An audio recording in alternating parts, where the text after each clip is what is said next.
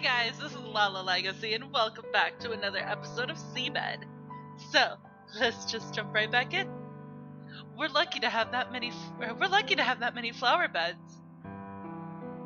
Can I plant them in the order in any order I want?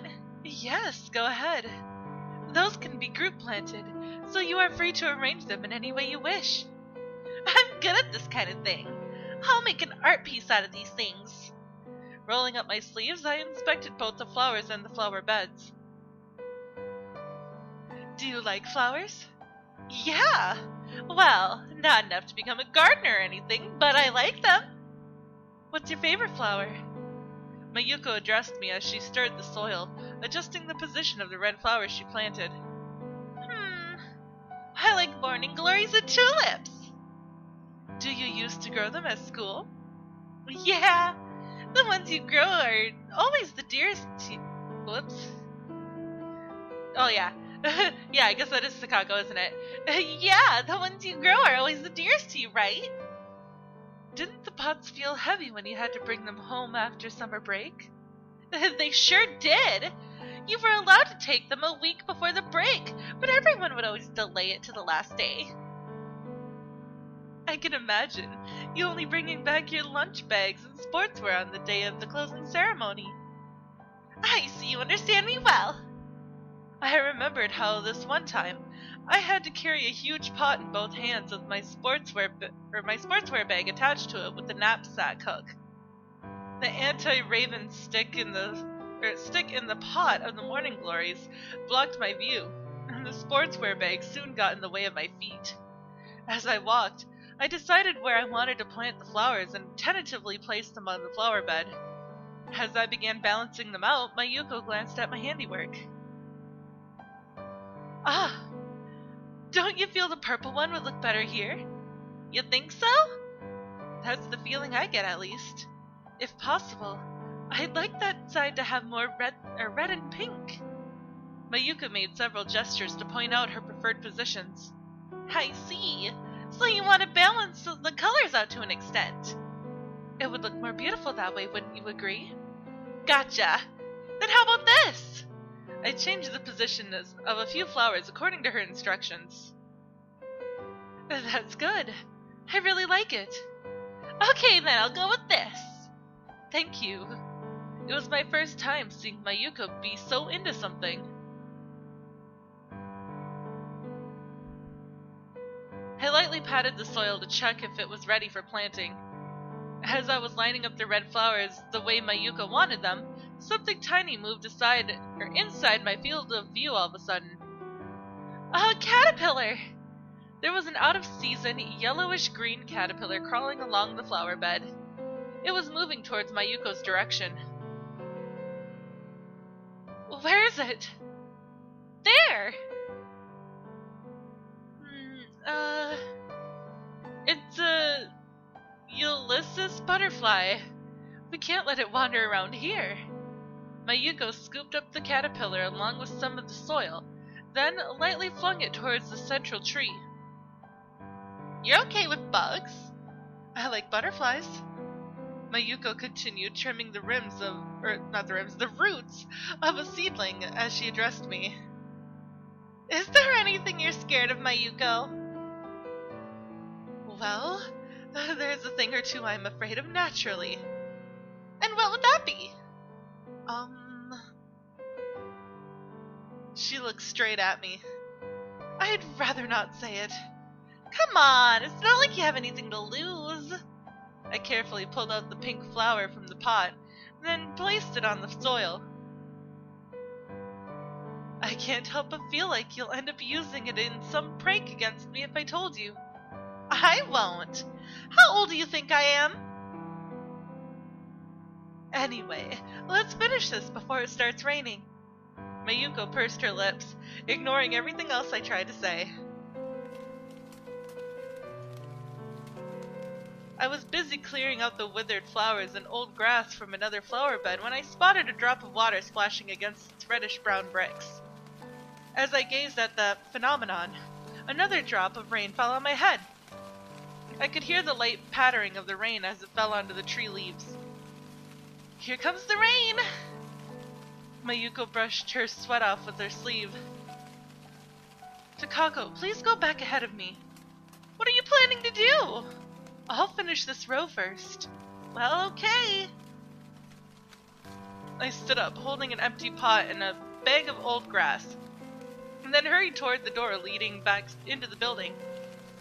I opened the door and left all the things I'd been carrying at the entrance. Then I continued down the hallway, its wooden floorboards creaking against each of my steps, toward the night duty room.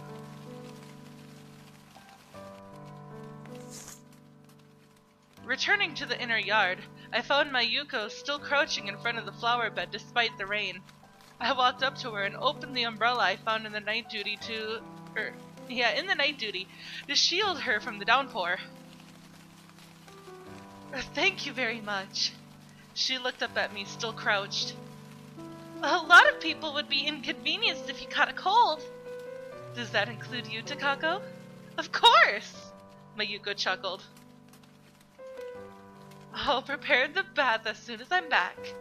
The rain continued to beat down against the umbrella, as well as the leaves of the camphor tree.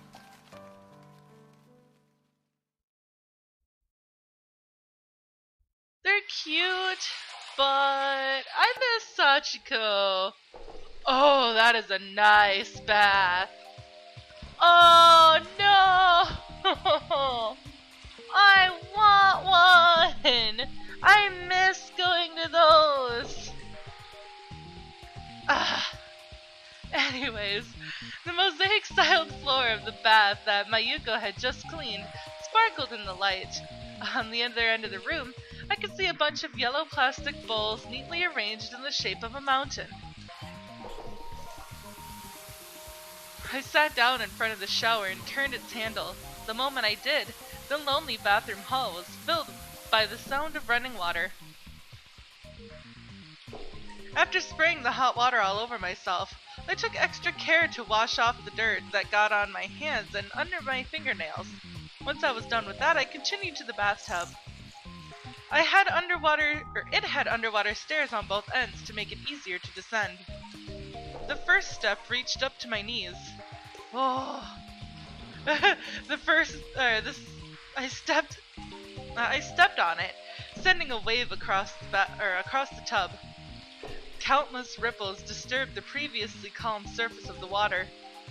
Ow, ow, ow! I had jumped in up to my shoulders right away, sending some of the steaming water from the black bathtub splashing across the mosaic-styled tiles around it. I caught my basket before it could be swept away, then placed it on the edge of the bath. After that, I lie down on my back to rest my head against the same edge. The bath here sure is great! I heaved a relaxed breath. An upside-down shower head and the black wooden ceilings filled my vision. The lights below the shower head were on, perhaps due to the cloudy weather. As I gave it a closer look, I managed to make out orange filaments inside the otherwise white tube. Stream drifted lazily across the bathroom. It looked soft and strikingly white compared to its murky surroundings.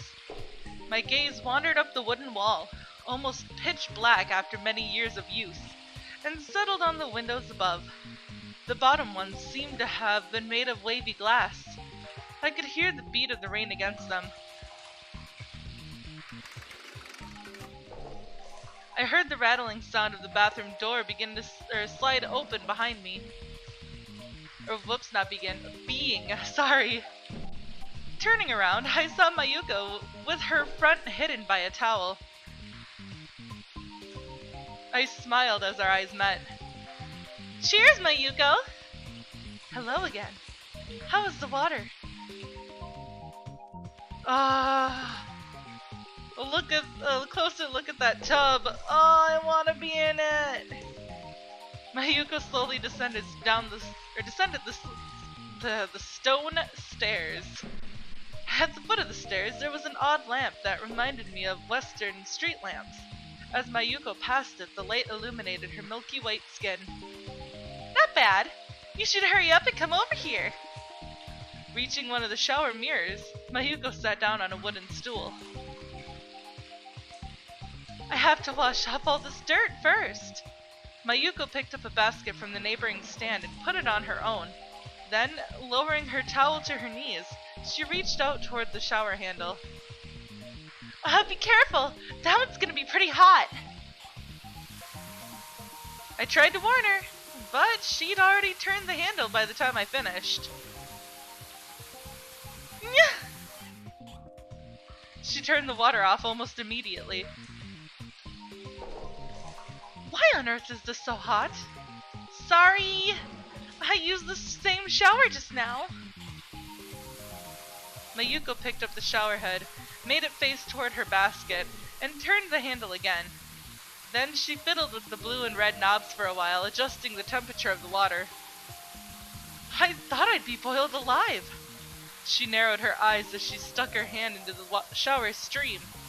I moved closer to her stand, sending waves across the bathtub. The hot water spilled forth onto the shiny tiles, turning into steam. After confirming the temperature with her palm, Mayuko began to wash herself. She first raised her head a little and sprayed some water on her chest, then leaned her head forward. She pulled her hair up with one hand and sprayed water on her neck, letting it trickle down the length of her back. Hey, want me to wash your back? Mayuko slightly turned my way after I addressed her, but soon changed her mind and shifted her gaze back to the mirror. I would appreciate it. Oh, so I really can! After rising out of the bathtub, spraying water all around me, I brought a stool behind Mayuko and sat down on it.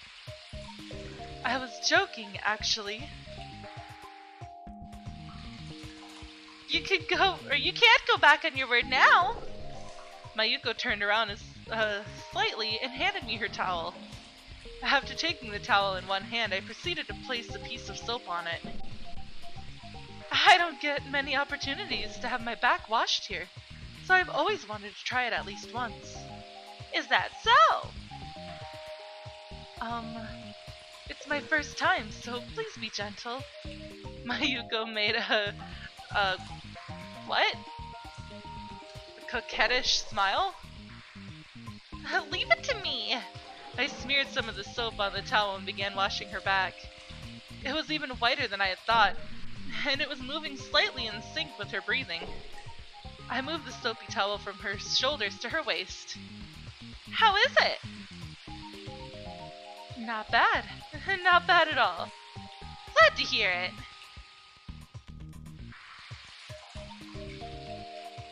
I rested my head against the edge of the bath and considered the ceiling. There was no trace of any lights on it. However, there was an odd slanted line going across its center. It seemed like the ceiling consisted of 2 rows of planks, and that line was a chink between them. The light seeping in through it illuminated the room. Hey Mayuko!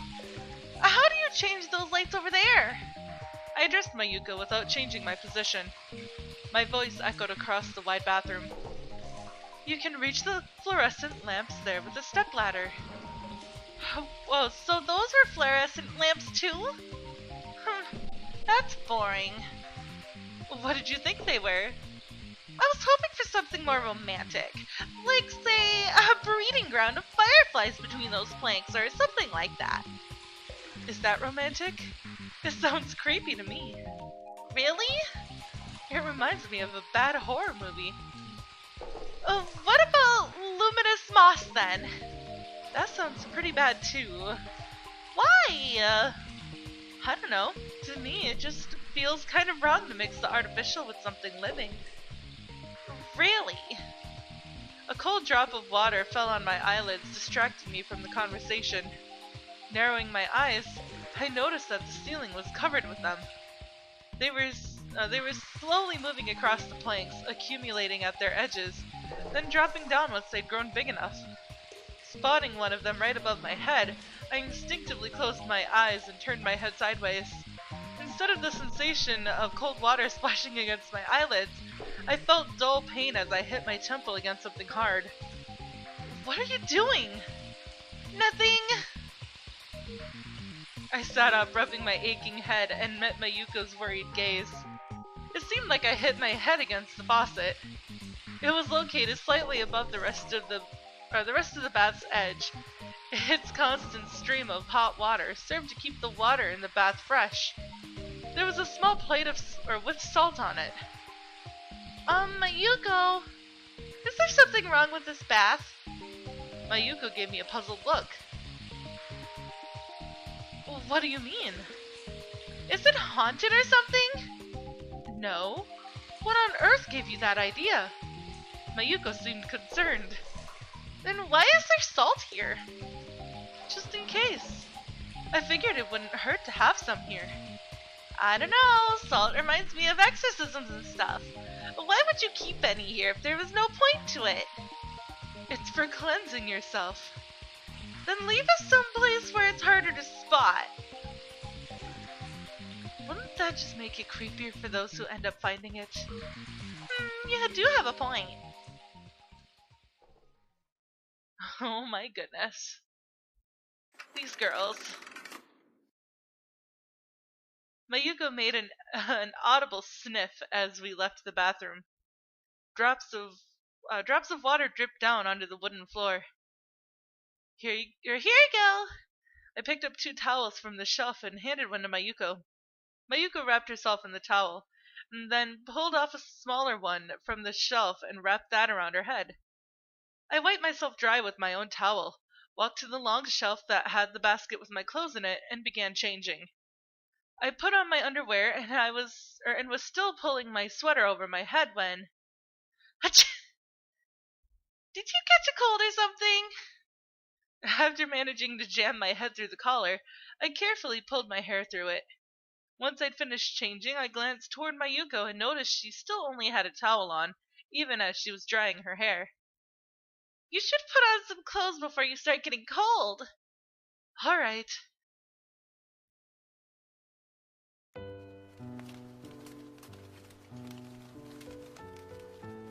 Oh, those beaded things. I didn't even notice those the first time. The thing in the doorway. I forgot what they're called. But my Japanese grandma actually used to have some. Except hers went all the way down to the floor. And they were wooden, like big wooden beads. This just reminds me of my grandma. After we both returned to the night duty room following our bath, Mayuko went off into the kitchen to prepare some tea. I was about to pull a seat cushion closer to myself to sit on, when my eyes wandered to the vase on the windowsill. A branch of the camphor tree from the inner yard rested in it, with a yellowish-green caterpillar crawling along one of its leaves. You took it with you? There was a newspaper laid under the vase. Yes, I thought it might drown in that rain. I could hear Mayuko's voice from the kitchen. The caterpillar pointed its 2 antennae at me and turned completely motionless. I tried addressing it with a good for you, but it showed no reaction. Well, of course, it's a caterpillar. Mayuko came into the room carrying a tray with a teapot and 2 teacups on it. Once she reached the table, she filled the cups with steaming tea and handed one to me. After taking a sip, I let out a brief sigh. Having a bath at noon is a wonderful thing. I agree. The hum of rainfall filled the silence of the room. The sky was covered by a host of dark clouds, giving our surroundings an evening-like gloom. Mayuko snuffed her nose.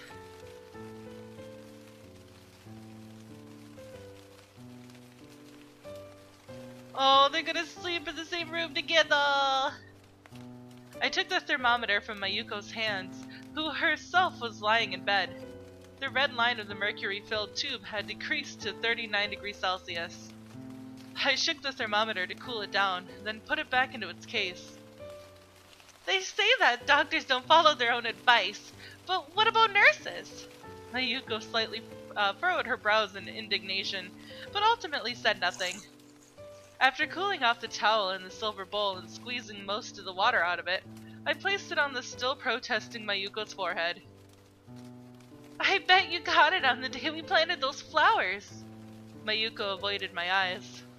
Your temperature has dropped a little. How do you feel? Slightly better. At this rate, I'll be back on my feet by tomorrow. Do try to get better as soon as possible. We can manage when it comes to a number of things, but neither Sanaya or I know how to cook. Mayuko sounded a chuckle, her lips curling into a broad smile. I'll cook something nice for you two tomorrow. Well, you don't need to overdo it. I can handle making breakfast. There were 2 camphor tree branches in the porcelain vase resting on the windowsill. On one of their leaves sat a yellowish-green caterpillar. The whole site was illuminated by moonlight. But that is all the time that I have for this episode, guys. So if you liked it, please give it a big thumbs up down below. And if you haven't already subscribed, by subscribing, you're becoming part of a legacy. I love you guys so much, and I will see you in the next video. Bye-bye!